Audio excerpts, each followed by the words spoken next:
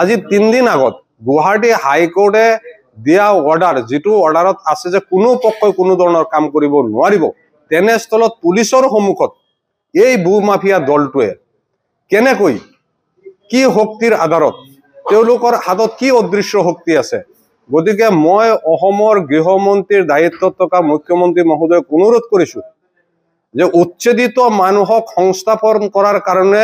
এই ভূ মাফিয়া চক্ৰটোৱে যে হাইকোৰ্টৰ অৰ্ডাৰক অমান্য কৰি বুঢ়া আঙুলি দেখাই ৰূপহী থানাৰ একাংশ পুলিচ বিভাগ মেনেজ কৰি আজি যে এনেকুৱা ধৰণৰ এটা ডাঙৰ অঘটন কৰিলে এফালে আপুনি উচ্ছেদ কৰে সন্দেহযুক্ত নাগৰিক বলে আনফালে একাংশ পুলিচ বিষয়াই পইচাৰ লোভত সেই সকল উচ্ছেদিত ব্যক্তিক এটা এষ্টাব্লিছ ইটা ভাটা যেটো ইটা ভাটাৰ ওপৰত আপোনাৰ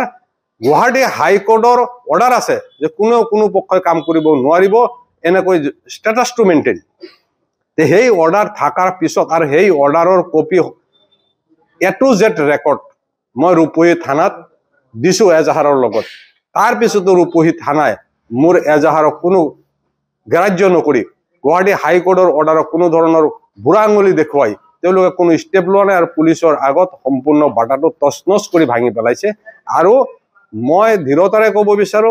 100% চ্যালেঞ্জ দি ক'ব বিচাৰিছো মুখ্যমন্ত্ৰী মহোদয়ক মই গেটাতে জনাব বিচাৰিছো অসম পুলিচৰ আৰক্ষী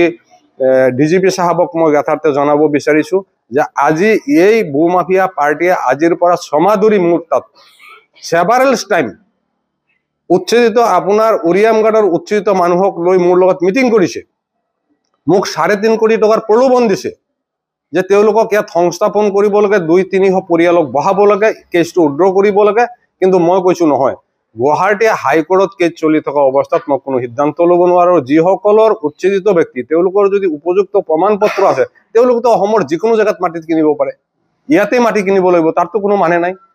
গতিকে ইয়াৰ যেটো সামাজিক পৰিবেশ এই পৰিবেশটো এই উচ্ছেদিত সন্দেহযুক্ত ব্যক্তিসকলে বিনষ্ট কৰিব গতিকে মুখ্যমন্ত্ৰী মহোদয়ক মই অনুৰোধ কৰিছো ডিজিপি মহোদয়ক মই অনুৰোধ কৰিছো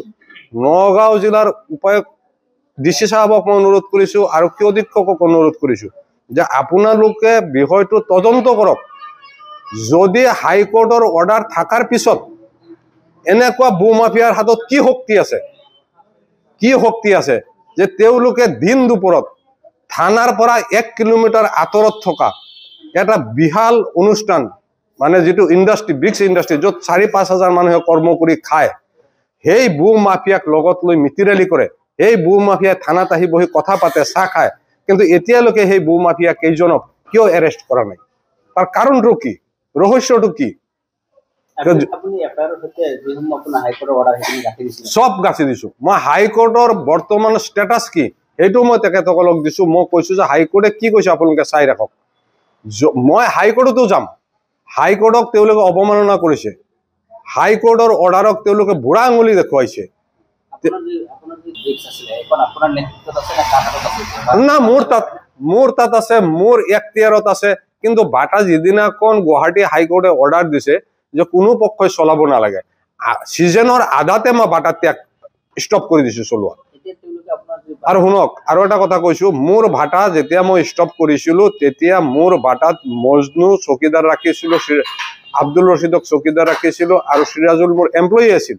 তেওঁলোকৰ অধীনত মোৰ 120 বান টিন আছিল এটা ইটা বনোৱা অটোমেটিক মেচিন আছিল এটা জেনাৰেটৰ আছিল আৰু আনুষঙ্গিক ইনফ্ৰাষ্ট্ৰাকচাৰ আৰু অন্য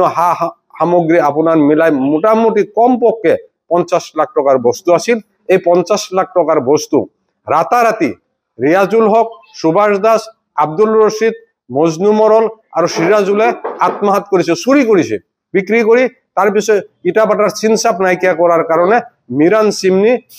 আপোনাৰ দিনৰ দুপৰত পুলিচৰ সন্মুখত গুৱাহাটী হাইকোৰ্ট অৰ্ডাৰ থাকাৰ পিছতো আপোনাৰ তছনছ কৰি ভাঙি দিছে আপুনি তাত যাব পৰা নাই মই যাব পৰা নাই